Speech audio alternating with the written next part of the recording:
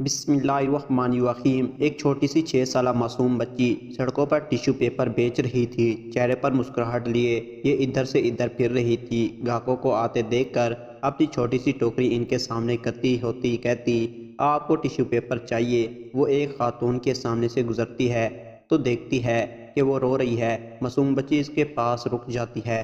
خاتون نے بھی آشکار بار آنکھوں سے اس پیاری سی بچی کو دیکھا جو چہرے پر خوبصورت مسکراہٹ لیے اسے ٹیشو پیپر کا پیکٹ پیش کر رہی تھی۔ اس نے انجانے میں ٹیشو پیپر نکالا اور اپنی آنکھوں سے آنسو پہنچنے لگی۔ اس نے اپنے پرس سے ٹیشو پیپر کی قیمت نکالی اور بچی کو دینے کے لیے دیکھا تو وہ جا چکی تھی۔ وہ چھوٹی سی مسکراتی ہوئی بچی اسے بہت اچھی لگی۔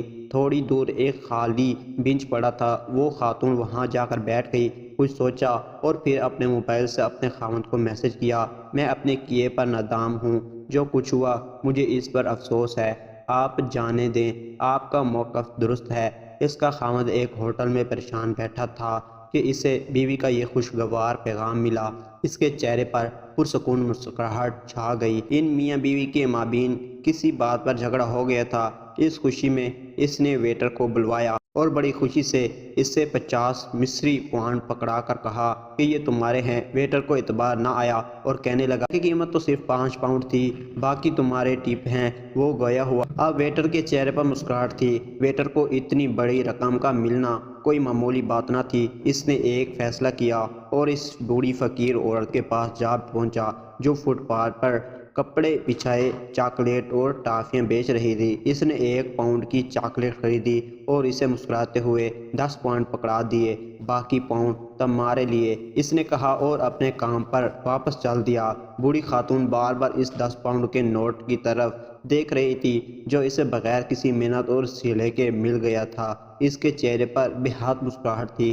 اس کا دل مارے خوشی کے وادیوں اچھال رہا تھا۔ اس نے زمین پر بچھائے ہوئے اپنے سامان کو سمیٹا اور سیدھی قصاب کی دکان پر جا پہنچی۔